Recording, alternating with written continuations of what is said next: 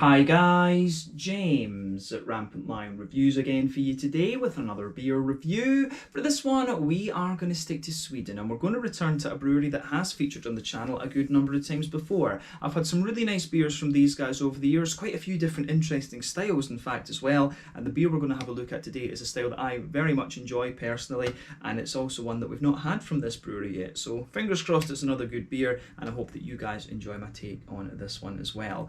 So yeah, for this review then, we are going to head to Eskilstuna, out to the west of Stockholm, and we're going to have a look at another beer from Möllys Kvarterbryggeri, or Möllys Kvarterbryggeri, or Möllys Craft Beer, however you refer to them. I'm not exactly sure with this brewery. Möllys anyway. But this one is the Möllys Kellerbier. It comes in at 5.2% ABV, and as the name suggests, this one is a Kellerbier, which is a German, or maybe Franconian, we could say, Frankische, unfiltered lager beer. So yeah, this one I think could be quite interesting. So the Kellerbier, for those of you who don't know, basically this is a style of beer that was fermented in the Kellers, the cellars, and I believe it originates in Franconia, Franken, which is the region in the north of Bavaria, the highest density of breweries per head of population anywhere in the world. There's somewhere in the region of 350 breweries in that particular region.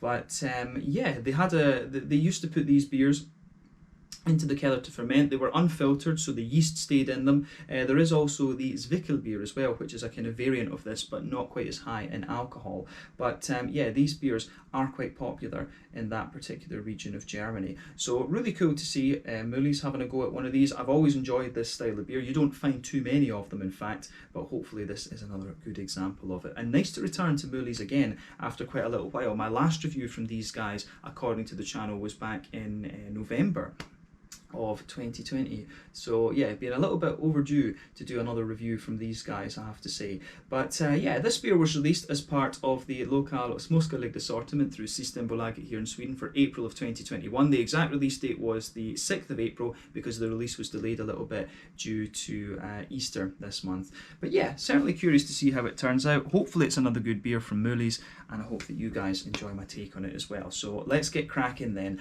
As always with my reviews, I'll tell you a little bit about the brewery before we taste the beer. If you want to get straight to the tasting, just fast forward. All the usual links are in the video description below. That's the brewery website, the link to my other reviews that I've done from Möllys Kvarterbryggeri, Möllys Craft Beer, whatever we call them. You'll find that link down there in the description below as well. But there's all the usual social media down there. If you want to see more reviews, do please consider subscribing to the channel. The whole channel, of course, has a geography-based tagging system, so you can go into the homepage and search for beer based on country, city, state, county, province, prefecture, whatever it is you happen to be interested in. Do check out the playlists of beers from different countries. There is one there for all the Swedish beers that I've reviewed for you. That's constantly being added to. And as always, please do get in touch and let me know some of the other beers and breweries that you guys would like to see me review. It's always great to hear from you guys that are watching the videos, and the support that you show the channel is hugely appreciated. So anyway, to tell you a little bit about Möllys then, on to my brewery notes. So Möllys, as I've mentioned to you already, are based in Eskilstuna, out to the west of Stockholm, and the company was founded back in 2015 by Daniel Herdigen, who is half German and half Swedish.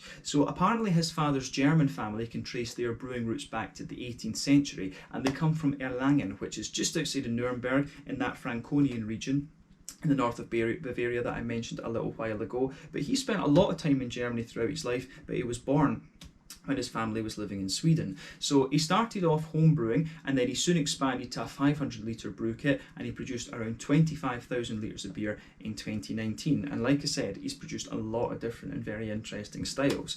There's been a few special beers as well. In early 2018, he produced a beer for Messiah Markelin's 50th birthday called Doom Warrior. Some of you might recognise that name. Messiah Markelin is probably the most famous of the singers from the Swedish doom metal band Candlemass. I love those guys. But he's also produced a special beer called Tompi, which was for a friend who he used to go to a lot of metal festivals. This was produced when the friend's son was very sick with cancer, actually. So that was quite a nice thing. But they've also done a beer that's a tribute to Lemmy as well, actually. And that's supposed to be a big bourbon barrel-aged imperial stout. So I need to keep an eye out for that one coming through Systembolaget, actually. I would love to have a go at that. But, you know, Daniel obviously is a big metalhead, actually. So, yeah. Pretty cool, I have to say. But over the last few years, these guys have expanded their brewing capacity. They changed to selling their beers in cans from the little stumpy Belgian type bottles that they used to use before. And the other interesting thing is that Daniel's brother Björn makes all the artwork for the labels on the beers as well. But as of April 2021, when I'm filming this review for you, these guys have produced around 60 different kinds of beer. So yeah, that's all I can really tell you about Möllys Kvarterbryggeri, Möllys Brewery, Möllys craft beer for the moment. As I say, I'm not sure exactly how we how we should refer to this brewery, but regardless, I've had some very, very nice beers from them over the years, and I usually keep an eye out for the different things that they are releasing. I'd known about this beer for a couple of months because I saw it through social media, so when I saw it coming through Systembolaget, I was like, I have to have this one.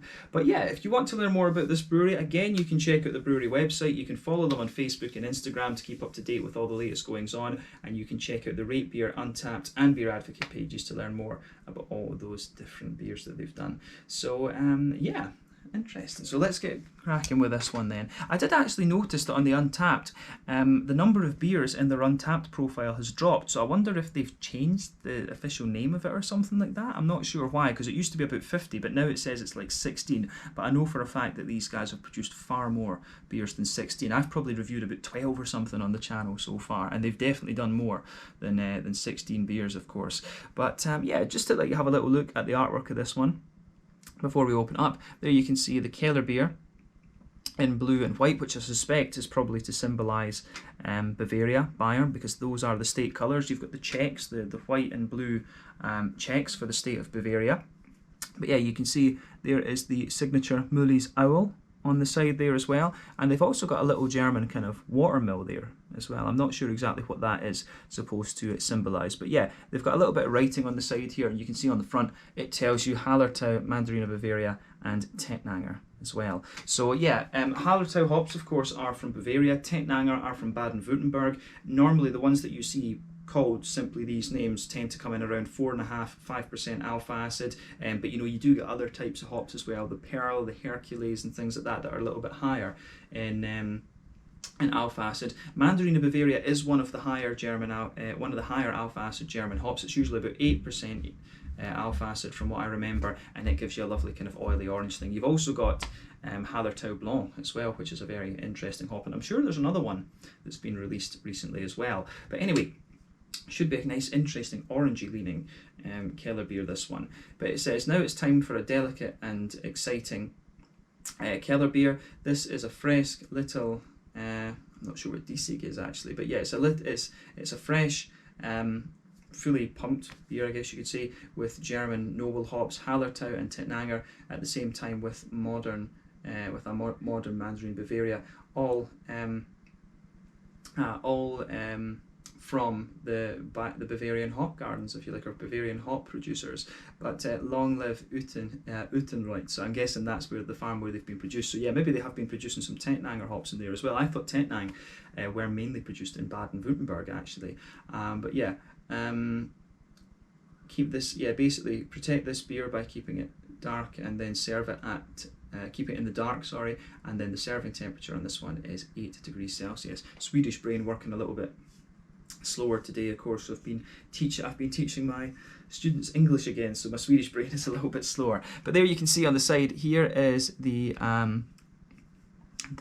Möllys. This seems to be a new thing actually, the new Möllys symbol that they have. So you can see in Lemmy we trust. I think that's actually what that Imperial Stout is called that I was talking about earlier too. So we need to keep an eye out for this in Lemmy we trust one. Hopefully that comes through Systembolaget and I can get a hold of one of them. But yeah, 330ml can, this one, nicely presented as you always get from Möllys Kvarterbryggeri. I think this beer might have cost me like 25 Swedish kroners or something. This one was not that much. So 25 kroners is somewhere in the region of £2.25 sterling. It's about €2.50 and then probably about $3.25, $3.50 American, just to give those of you watching in different places a price reference. But yeah, 5.2% unfiltered lager beer. This one, remember, Kellerbiers are unfiltered and unpasteurized. You've also got this Vickelbier, which is a slightly weaker version of this.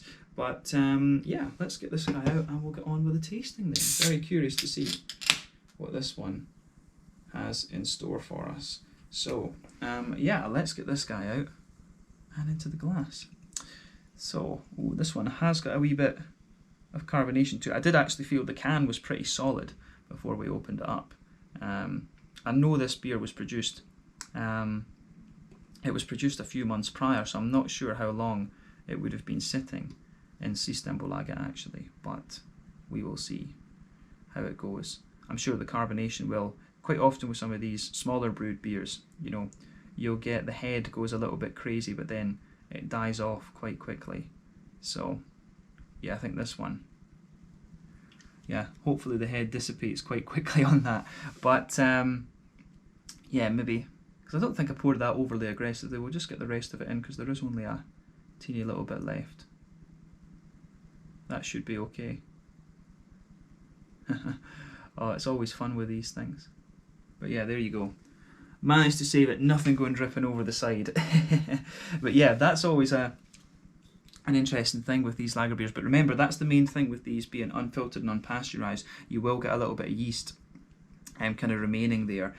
So I wonder if this one could end up being a little bit heavier in alcohol than 5.2%. I've just noticed that the owl actually has its lederhosen on, which is pretty cool. And you can see he's got the little Bavarian checks on his shirt too. But yeah, it certainly looks the part, this one. The can on this, I always enjoy the little can artwork that you get from Möllys. But yeah, okay, so that head is going to die down a little bit the more that we leave it. But yeah, it certainly looks the part of a Kellerbier. You can see lovely massive head on this one, perfect white. But yeah, underneath that you've got a lovely, very bright yellow Kellerbier. Of course, these Kellerbiers do look quite similar to a lot of the different kind of Munich Helles beers and things like this you have, although they do tend to be a little bit more sort of cloudy and hazy, if you like. So a lovely bright yellow, almost kind of mango coloured beer on this one. There's one or two big bubbles sticking towards the side of the glass. You can see a few little ones going up towards the bottom of the head there, but I mean overall this does look pretty nice. If we shine the light through it, you can actually see quite a few little bits of kind of sediment particle just floating around in this one. That's not going to show up so much on the camera though, I don't think, but yeah, it certainly looks the part of a nice kind of modern, well, we shouldn't really say modern, it certainly looks the part of a nice Kellerbier actually. So yeah, you can see a little bit of a kind of natural hazy sort of thing going on with this one. But yeah, nothing overly surprising about this beer in terms of appearance when you consider what style it is. But yeah, let's have a closer look at the aroma of this one and just see how we get on. Ooh, that does smell quite nice actually. The thing you always get about these Kellerbiers is that they always tend to be a little bit more just kind of doughy and bready and things like that from the yeast. They almost remind me a little bit more of the Czech lagers, in fact. So remember, the basic definition of a lager beer is low temperature fermentation, somewhere between 8 and 12 degrees Celsius normally, whereas an ale will ferment, you know, between, I think, about 15 to 18 degrees. So yeah, bottom fermenting yeasts are lager yeasts, top fermenting yeasts are ale yeasts. But yeah, lager beers, low temperature fermentation, that's your basic definition. You've got to be very careful with the temperature in these beers when you're letting the fermentation take place.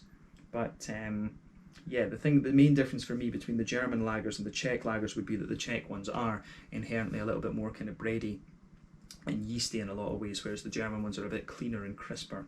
So yeah, that's a very basic difference, at least in my opinion. But yeah, the aroma of this one is very, very nice.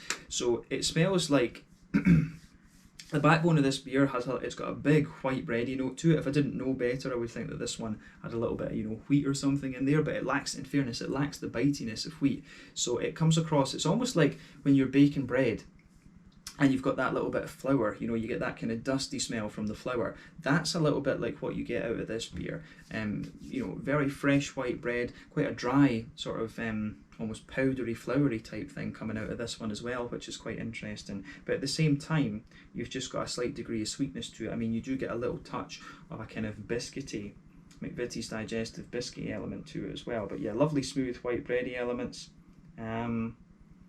Yeah, lovely smooth white bready elements, a bit of that kind of drier, more fluffy, yeasty kind of thing, which I can certainly appreciate. So yeah, I really like how all of that goes together in this beer.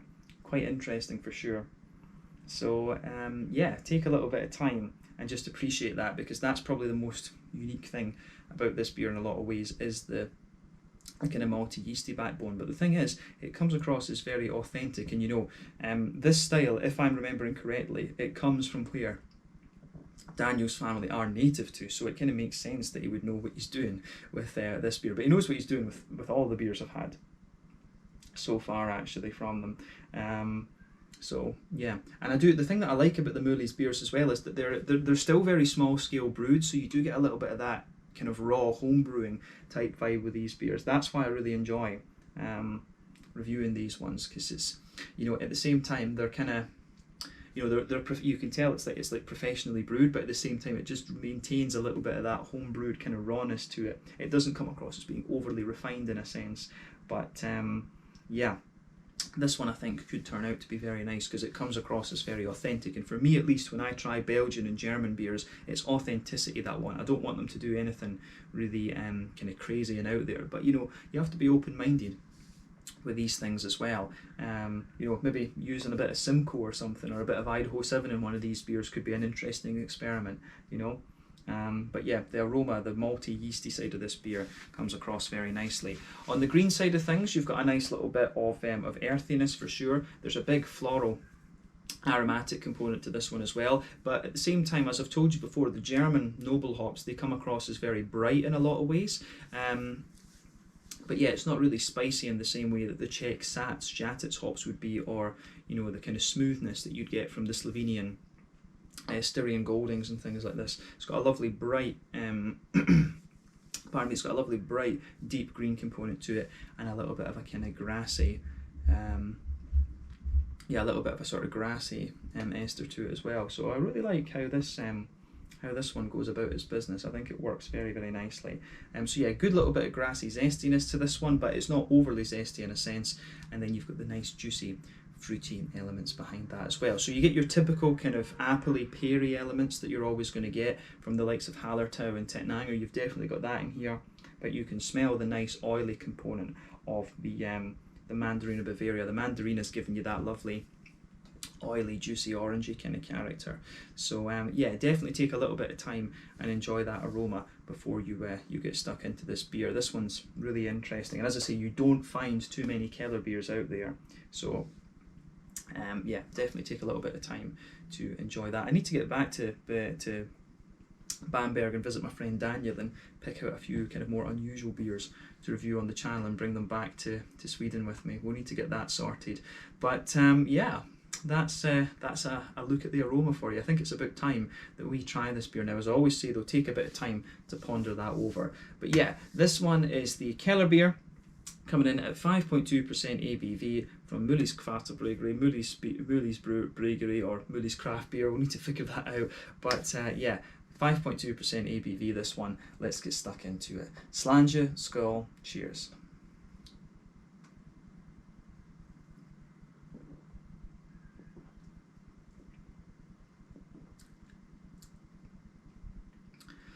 Yeah. That's pretty damn solid. I'm going to moan right away though, that should be in a 440 or half litre can. I have to admit, it's one of my pet hates. I hate it when lager beers are in 330ml cans because it's never enough. You know, if you're doing lager beers, yeah, it has to be 440 or it has to be a half litre for me. I complain about this on lager reviews all the time. I don't like it when lagers are in 330s because, you know, you always get these and you get nice lagers and then, you know, you're done quite quickly with them. The lager beers just go down so easily. But I will say straight away to Möllys, that's a very, very nicely done Kellerbier actually. So yeah, I would love to see these guys do, because Daniel's obviously got that German heritage. I'd love to see him actually, you know, produce like some Doppelbocks and, you know, some Dunkel beers, some Rauch beers, you know, some of the more unusual German things as well, that the land beers, some Goses and things like this, and some original kind of Goses rather than these big fruity juicy ones that we're getting these days. This could be quite an interesting sort of sub-series, if you like, or an interesting series of beers that Möllys could do, because obviously if he's got brewing background in his German family, he's got a very good source of information there. But yeah, that's a solid Kellerbier for me. I think it's got a really nice balance to it. You get a lot of yeasty character out of this one, which I can certainly appreciate. Absolutely.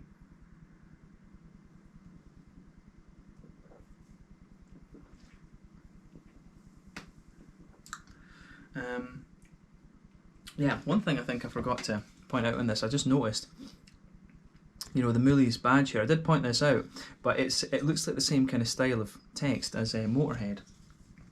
Didn't realise that. So, yeah, interesting. Yeah, but yeah, I love this one. I think this is really nice. But as I say, it needs to be in 440s. That's one of the things that Möllys could do actually, because these guys are obviously very small scale. If they did want to have like a core range beer, they could produce this one and a few other lager beers, and you know, contract brew them at another brewery or something like this. That could be a way to do it.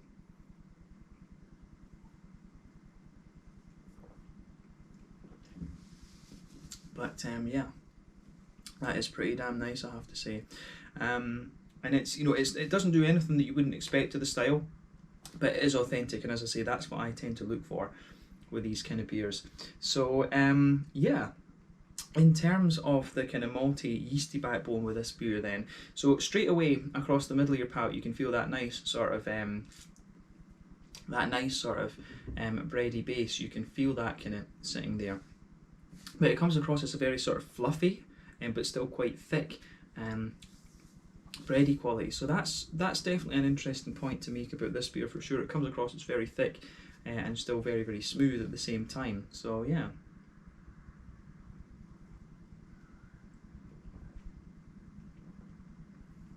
And on top of that, I mean, you can feel in the very centre of your palate, you do get a little bit of a sweet, very slight sweet brown sugary element to it, but it's quite biscuity, you know, it's like a McVitie's digestive biscuity caramel, which I can certainly like. So it's quite concentrated in the very centre of your palate, but as you move further out from it, it gets a little bit more, as we say, it gets a little bit more kind of biscuity and a wee bit more biscuity and just kind of grainy in a sense as well. So that gives you a nice little bit of a sweet edge to this one. But the way the yeasty and bready backbone in this beer goes together is very, very nice actually. So it's quite a straight shooting beer, this, in a lot of ways. Middle third of your palate is kind of soft and thick white bread, and there a little bit of a biscuity and sweet caramelly note on top of it. Then on that border region between middle third and back third of your palate, again you get a little bit of how do you say, you get a little bit of a kind of doughy, a bigger doughy build up, if that makes sense, and a wee bit of a kind of grainy bread crust in there. Then on the back third of your palate, it's got a little bit more, you do get a little touch of a kind of grainy bite out of this one too, but on the back third of your palate you can feel that the yeasty flavours are just a little bit taller in a sense. So yeah, at the back of the palate your beer is kind of like this, and then at the back of your palate the beer is like this, and it just kind of, it condenses down a little bit, and then as you go into the middle third of your palate it condenses down quite a lot, and then the flavours are a lot more kind of squashed together and condensed in a sense in that middle third of your palate. But yeah, malty yeasty side of this beer is very nicely done and very authentic. On the hoppy side of things then, back corners of the palate you've got a nice little touch of earthiness in there. As you move further forward it does have a wee tiny little bit of a herbal quality, but very quickly it starts to become brighter and floral and aromatic in a sense. Then round the front curve of the tongue it's a little bit lighter and grassy, as I say. There's a wee touch of zestiness coming out of this one as well, but it has that typical German noble brightness about it. I've always found the German hops to be quite bright in a sense, absolutely.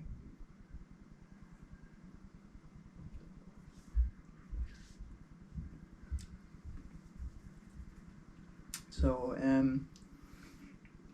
yeah, this is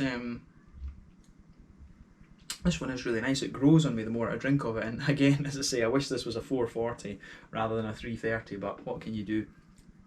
But yeah, on the fruity side of things then, the front third of your palate, again on that border region between front third and middle third of your palate, you get a little bit of a sort of doughy build up, if you like, so you do get a wee bit of that out of this beer, but then the base of the front third of your palate is kind of softer and bready as well, so bear that in mind with this one. So yeah, it's quite that doughy, bready, yeasty kind of thing really forms the backbone of the whole of this beer. But sitting on top of that, of course, you get that nice oily bubble where those juicy fruity esters just roll their way out of the beer. At the back of that front third of your palate, you do get a wee bit of a kind of concentrated, almost slightly lemony citrus, but as you move further forward from that, you start to get a few kind of peary esters. On the front half of the tongue, you get a little bit of a kind of more slightly spicy, appley kind of thing, and then you get the sort of zesty, grassy kind of elements to it as well. But sitting on top of the kind of, pardon me, you always get this with these yeasty beers, give you a wee bit of gas.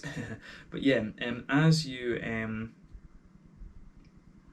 you'll notice that you get that on that front half of that front third of your palate, you'll get the more oily, orangey notes from the Mandarina Bavaria in this one. So yeah, that comes out a little bit more, and you get more and more of that the further you go into the aftertaste. But yeah, it's an interesting addition to use a little bit of Mandarina Bavaria in these beers.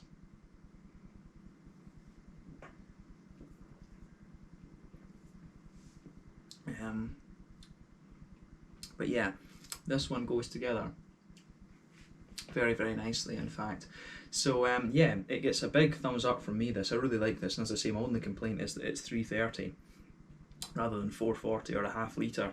So yeah, I think, you know, Möllys maybe should think about this, because that's a solid lager beer, and as I say, with that German heritage, I'm sure that Daniel could do many more lager beers that are quite, it would be quite well received, I would say. You know, Möllys Brewery are probably, they're the brewery that I can think that come to mind first. If people ask me about Swedish brewed lagers, it would be Möllys Brewery that would come to mind first, and they've done some awesome examples over the last little while. But yeah, this one is up, and this one, I think, it's a different style, of course, but in terms of quality and authenticity and stuff, it's certainly up there with the ones that I've had from Möllys so far, actually. So maybe Daniel needs to think about that, you know, brewing it under contract somewhere and releasing it a little bit more kind of widely, because as I say, these guys are still a very, very small scale brewery. But yeah, that's certainly the basis of that would certainly be the basis of something very nice. And if you can do a Kellerbier like this, you know, maybe a more safe bet would be like a Pils or a Helles or something like this. But I've got confidence that you could do some really interesting lager beers. But anyway, let's round off this review then with the mouthfeel. So this beer, it's definitely kind of, it's like top end light bodied, bottom end and mid bodied. The carbonation, what would we say about that on this one actually? It has, the carbonation's a wee bit active, it does give you a little bit of a prickle in fairness, but overall I would say that this beer is quite smooth. It's got that sort of Brauhaus smoothness to it, if you can call it that. So yeah, it has that. The middle of your palate is quite smooth at the same time, but it does have a little degree of sweetness. In terms of hoppy bitterness, I think this beer is probably 20 IBUs at the most, maybe about 15. It feels on the same level of bitterness as like a Hefeweizen or something like that. But yeah, I think the level of bitterness and stuff that you get out of this one is fairly normal. Yeah, 15, 20 IBUs, something like that. And it's got a little bit of a juicy and slightly oily, fruity character as well. But yeah, it gives you everything you would want from a Kellerbier. As I say, this is a style that not too many people would be familiar with, but yeah, just basically go into it and expect a slightly more kind of bready, yeasty lager beer. If you know your Czech lagers, this one, it's not a million miles away from those actually, like a Svetli or a Letzak, well, probably more of a Svetli lager beer. But yeah, this has been a really nice one to review, and I'm glad. It's cool to see. I think this could well be the first German style beer that I've had from these guys so far. I might have had a Berliner Weisse, come to think of it, but no, this one is definitely the first German style lager beer, and it's gone down very nicely. So thumbs up to Möllys for this one. But let's round off the review there. Once again, thank you for watching my beer reviews. Until the next time, please like, subscribe, share, all the usual YouTube stuff. Let me know your own thoughts on this beer in the comment section below. Let me know what your favourite beers are from Möllys Kvarterbryggeri, Möllys Craft Beer, Möllys Brewery, whatever it is. But thank you again for watching. Check out my social media, go and give these guys a like and stuff like this, and I'll see you guys on the next one. The Kellerbier coming in at 5.2% ABV from Möllys in Eskilstuna, out to the west of Stockholm. Slange, skull, and cheers.